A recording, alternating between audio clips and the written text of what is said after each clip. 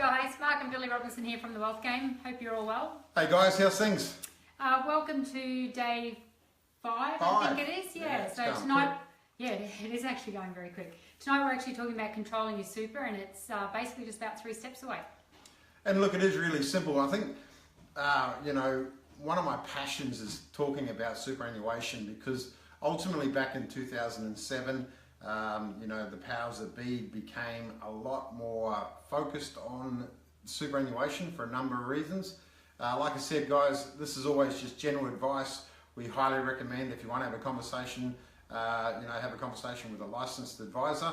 I am personally licensed, so you can have a chat with me. So once we've got that out of the way, back in 2007, basically the powers that be got a lot louder around superannuation, and there's a number of factors, right? There's a lot of money. In fact, there's about $2.5 trillion of the private people's money, and the government owes about 500 billion bucks, right? So, there's a good chance that they would like to control that at some point. So how are we going to control it? Yeah. So look, 3 simple things, right? First and foremost, you should actually find out who is currently controlling your super, right? Mm-hmm. I think the funniest thing that we see, well, not that funny, but not funny, is the fact that we've got, we'll say to people, okay, what have you got in your super? And they go, oh, I don't know. Who's it with? I don't know.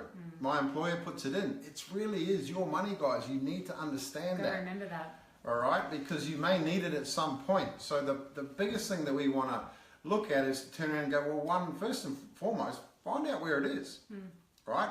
Did you know that the government actually, if you have a balance of $2,000 or less and you haven't actually contacted your superannuation company for around 2 to 4 years, what happens is they actually the superannuation company by law has to send it to the government, right?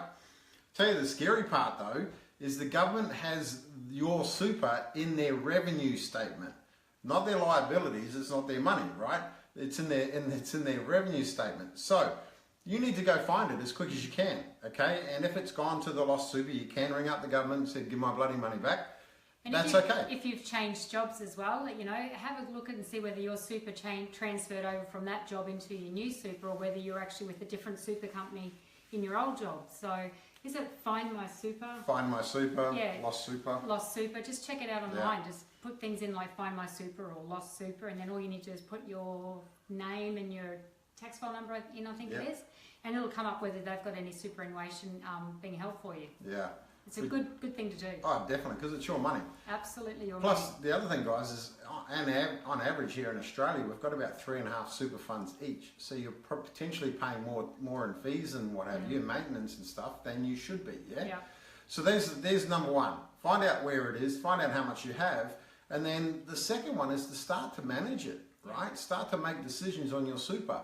Now, we're massive, the third step for us is, if it suits your situation, right, look for a self-managed super fund. That could be an option where you then have full control.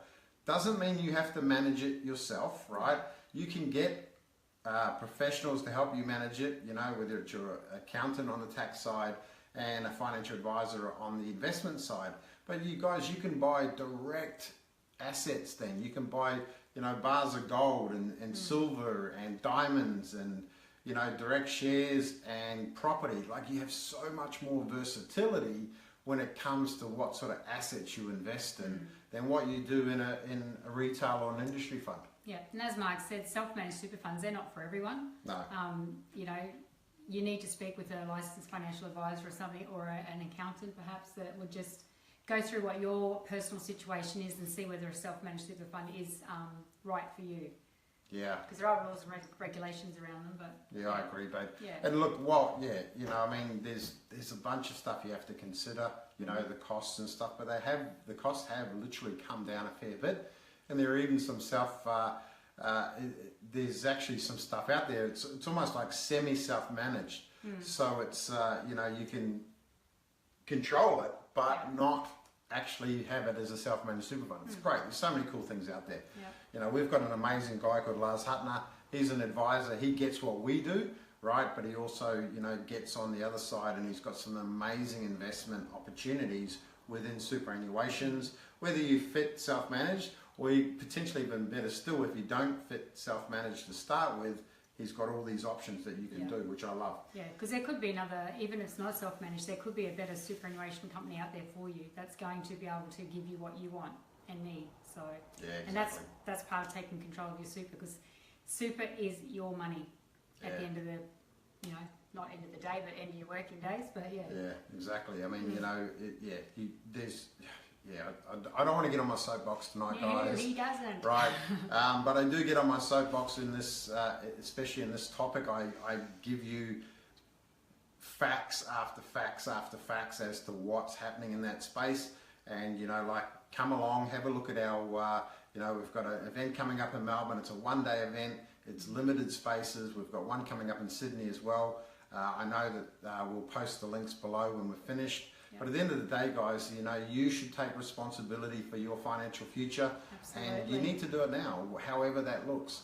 And tomorrow we're going to talk about getting your financial house in order and why it's the number one reason that you need to do everything that we've been talking about this week. So that's night number 9 in the 7 Secrets series. And and then I'm going to finish off number 7 with what we call the wealth pyramid, and we're going to show you how the wealthy actually structure their investments, and go from there as well. So we're not finished yet, guys. Interesting stuff to come. Yeah, we've got 2 more nights, and we're good to go. Now tomorrow's going to be a little bit earlier, right? Or should we go later? Should we go 8 o'clock? Because we've actually got a webinar tomorrow night, right? That you're invited to. Night. Yeah. We'll go. Say 8:15. 8:15, yeah. Tomorrow night at 8:15, guys. We'll go a bit later, straight after our webinar.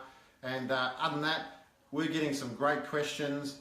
Remember, on night number 8, we're going to run through all the questions that we've been getting so far. And if you've got any more, just private message us, guys, and we're going to save it up for night number 8, which will be, we're 5, Wednesday, Thursday, Friday. Yeah. Friday night. Yeah. Cool. Thanks, guys. Bye. See ya.